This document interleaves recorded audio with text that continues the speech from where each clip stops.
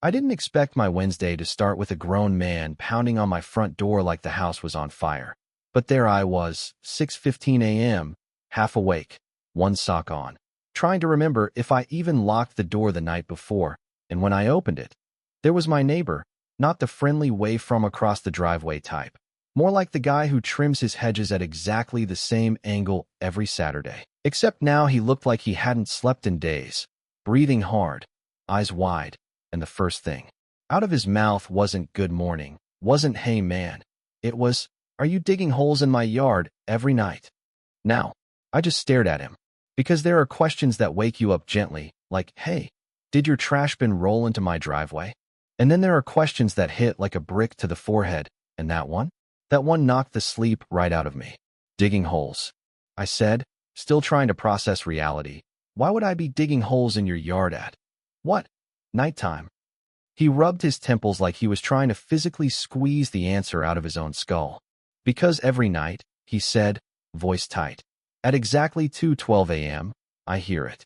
Slow, steady digging, like someone using a small shovel. And it's always coming from your side of the fence." Now here's the thing. I'm not a night owl. I'm barely a functioning human past midnight. 2:12 a.m., I'm dead asleep, probably drooling into a pillow that I swear I washed, but still smells faintly like detergent and regret. So I shook my head. "No, I'm asleep. Every night. Same time. No digging. No shovels. No weird midnight landscaping hobby." But he didn't believe me. Or maybe he did, and that was worse. "Then explain the holes," he said. And that's when things got weird. He led me out to the backyard. Grass still wet with morning dew. That kind of quiet where everything feels normal until it suddenly isn't. And he pointed near the fence line, and I saw them. 4 holes. Perfectly round. Same size. Same depth. Lined up like someone used a ruler and a level and maybe a little bit of obsession. I crouched down, touched the edge of one. The dirt was clean, not scattered, not messy. This wasn't an animal. No claw marks, no chaos. And it definitely wasn't kids, because kids don't do precision. Kids do destruction. This was deliberate. Careful, almost respectful. "See," he said, crossing his arms, like he'd been waiting for this exact moment. "I didn't do this," I said slowly, and I meant it. But even as I said it, I could hear how weak it sounded. Because the evidence? It didn't care about my sleep schedule. "That's what scares me," he replied. "Yeah, me too, buddy." So I went back into my yard, suddenly very aware of how quiet everything was, like the air itself was holding its breath, and I walked around the back of my shed, and there they were again. 4 more holes. Same spacing, same size, same unsettling perfection. Now my stomach dropped, because this wasn't just his problem anymore. This was mine. I knelt down, touched the soil. It was fresh. Not yesterday fresh. Not maybe a few days ago fresh. No, this was recent. Like hours ago recent. Like while I was asleep, someone was out here. "You really didn't hear anything?" he asked from the other side of the fence. "No," I said, quieter this time. "Nothing." And that's the moment where your brain starts doing that thing. You know the thing, where it tries to fill in the gaps with worst-case scenarios. Because if I didn't hear anything, then whoever did this, they were quiet, careful, experienced, which is not comforting at all. So that afternoon, I did what any reasonable person with a growing sense of paranoia would do. I bought a motion-activated camera and set it up behind the shed, pointed right at those holes, and I told myself, okay, tonight we get answers. Except, answers don't always make things better. Because at 2:14 a.m., my phone buzzed, and I was awake instantly, like my body already knew something was wrong. Motion detected. I opened the app, heart pounding, and at first, it was just darkness. Grainy, low light, nothing. And then, movement. A figure stepped into frame. Slow. Controlled.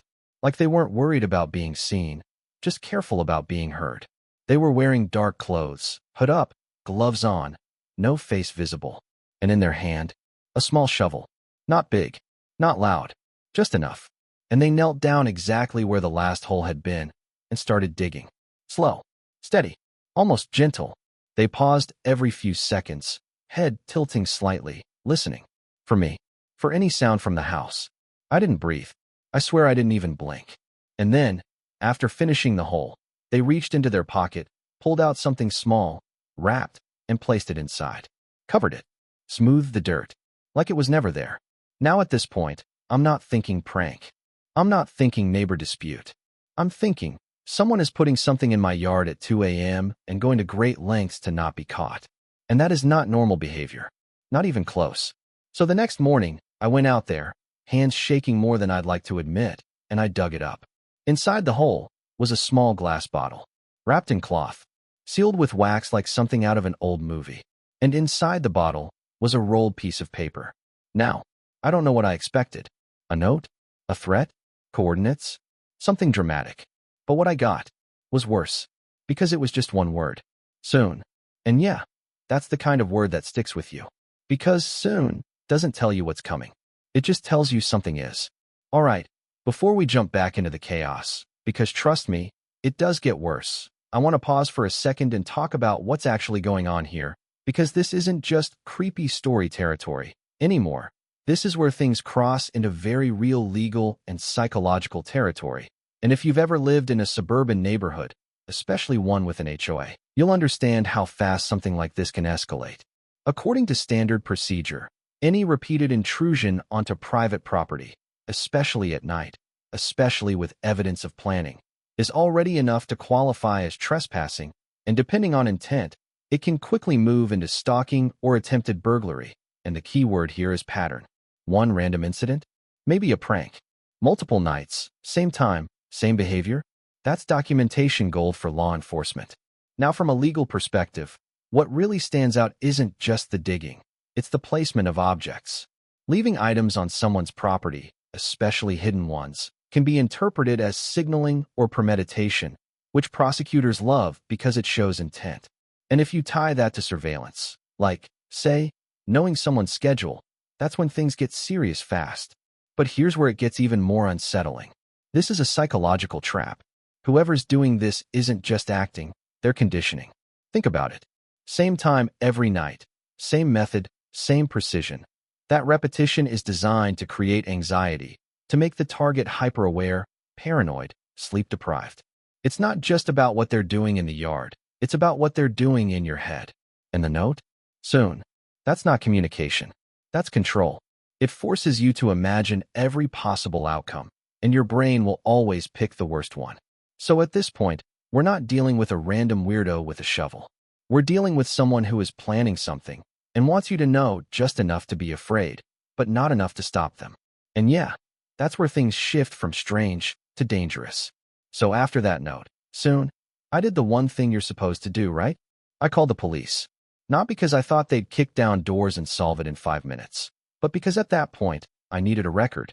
I needed someone else to see what I was seeing, so I knew I wasn't losing it. 2 officers showed up that afternoon. One of them looked like he hadn't had a full night's sleep since 2009. The other one, older, quieter. He didn't say much at first, just crouched down near the holes, ran his fingers along the edges, like he was reading something written in dirt instead of ink. The younger one shrugged, gave me that half-smile people use when they don't want to say this is probably nothing out loud. Could be a prank, he said, like that explained the precision, the timing, the sealed bottle, the word that had been echoing in my head all morning. But the older officer? He finally stood up, brushed his hands off slow, and said, "These are too exact. Whoever's doing this, they're planning something." And that word, planning, yeah, that stuck. Because planning means steps, and steps mean there's an end goal. And suddenly, I wasn't just dealing with holes in the ground. I was dealing with a timeline I couldn't see. That night, I didn't sleep. Not really. I stayed in bed, lights off, phone in my hand, watching the live feed from the camera like it was some kind of lifeline, like if I stared hard enough, I could stop whatever was coming. 2:12 a.m., nothing. 2:30, nothing. 3 o'clock, still nothing. And for a second, I almost felt stupid. Like maybe the guy was right. Maybe it was a prank. Maybe I was feeding into something that wasn't real. And then, 3:46 a.m. Motion detected. My chest tightened instantly, like my body recognized the pattern before my brain could catch up, and I opened the feed, and there they were again. Same figure, same dark clothes, same controlled movement. But this time, they weren't digging. They walked straight toward the shed. And I remember thinking, that's new. That's not part of the pattern. Patterns changing? That's escalation. They stopped right in front of the camera. just stood there for a second, head slightly tilted, like they knew exactly where it was, like they'd always known. And then, slowly, they reached up and touched the lens. Now I don't know if you've ever had that moment where something crosses from outside your house to right there with you. But it hits different. It's not distant anymore. It's personal. And then, it happened fast. The hood slipped. Just for a second. But a second is all it takes. Because I knew that face. And the second I recognized it, it felt like the floor dropped out from under me. It was my cousin. Not, oh, I think I know that guy cousin now. This was Tyler. The same Tyler who used to crash on my couch when things got rough for him. The same Tyler who once borrowed my spare key and swore, hand to God, that he gave it back. The same Tyler who had a record that included breaking and entering twice. And on that screen, in that moment, he smiled. Not a big smile. Not manic. Just small. Controlled. Like he was proud of something. I froze the frame. Zoomed in. There was no doubt. And that's when everything snapped into place in the worst possible way. Because this wasn't random. This wasn't some stranger picking houses. This was targeted. This was personal. I called the police again, and this time, I didn't have to explain much. The tone changed immediately. Within an hour, the same older officer, his name was Ramirez, came back, but this time he brought 2 more units with him, and they didn't treat it like a curiosity anymore. They treated it like a scene. They searched the yard. Not just the new holes, the whole perimeter. And once they started looking, really looking, they found more. Older ones. Faded, partially filled, like earlier attempts or earlier steps in whatever this was. And inside one of the newer holes, they found another bottle. Same wax seal. Same cloth wrapping. Ramirez opened it carefully, like he already knew it mattered. Inside was a list. Not random scribbles. Not nonsense. A schedule. My schedule. Shower times. Work hours. The nights I stayed up late. The nights I didn't. When the lights usually went off. When they came back on.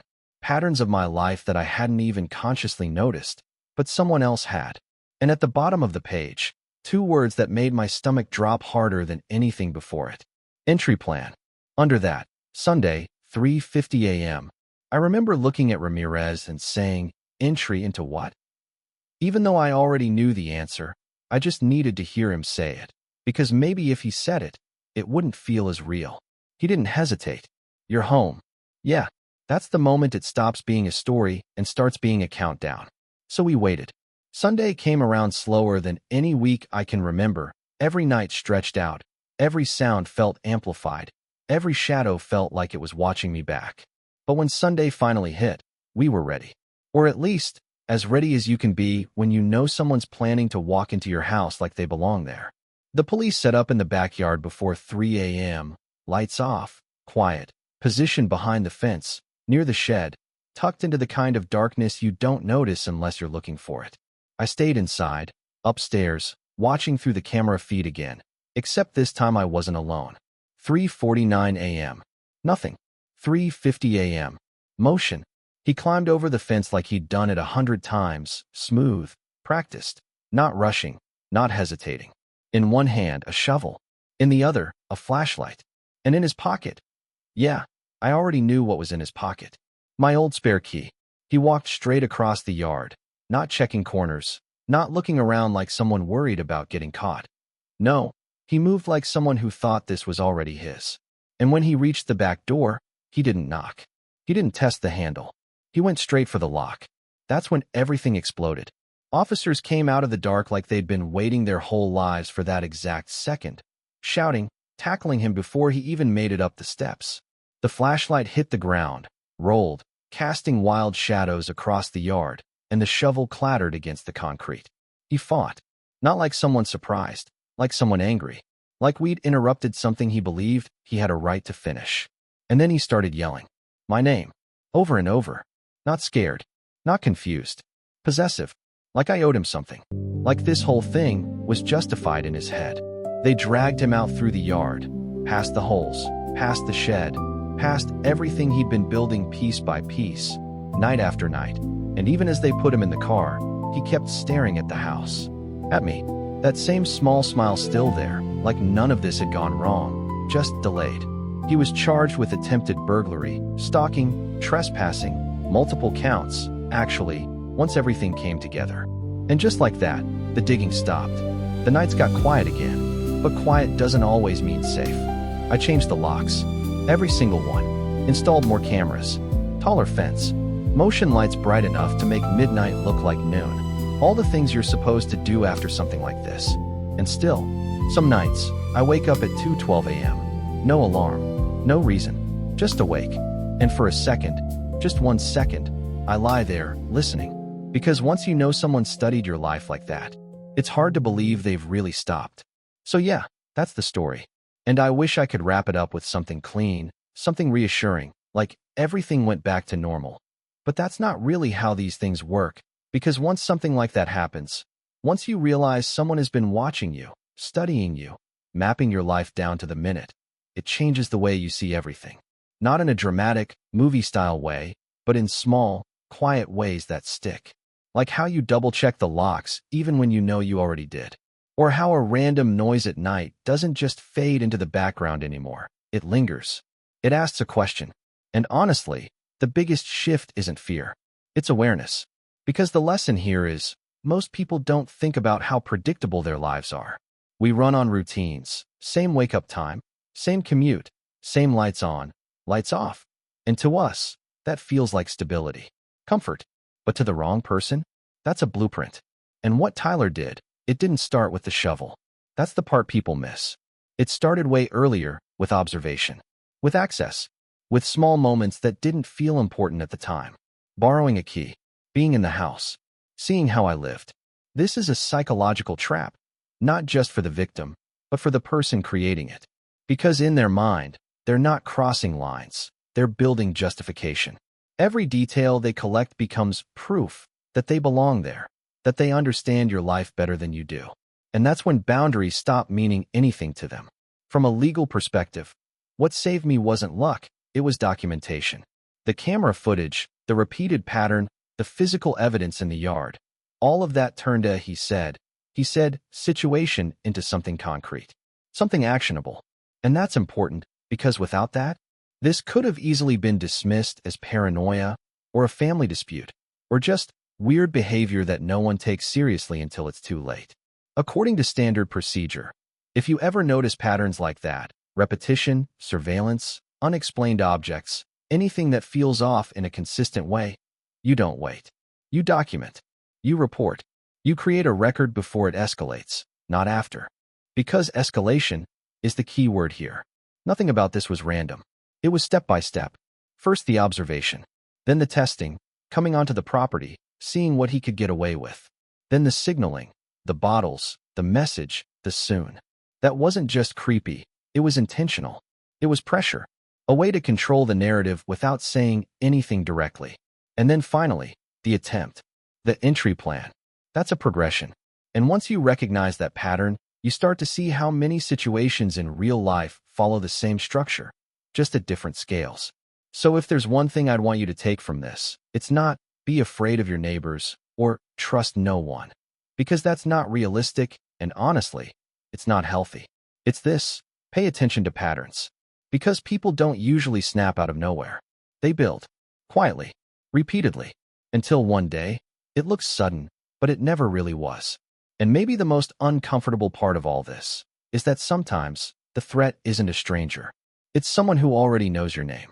Someone who's been inside your space before. Someone you gave access to without thinking twice. So yeah, change your locks if you need to. Add cameras if it helps. But more than anything, stay aware of who has access to your life and how much of it they can see without you noticing. Because once someone starts treating your routine like a map, you're not just living your life anymore. You're being studied. And that's a very different kind of story. Now I'm curious, what would you have done in that situation? Would you have caught it earlier? Ignored it longer? Let me know in the comments. Because stories like this, they're not as rare as people think.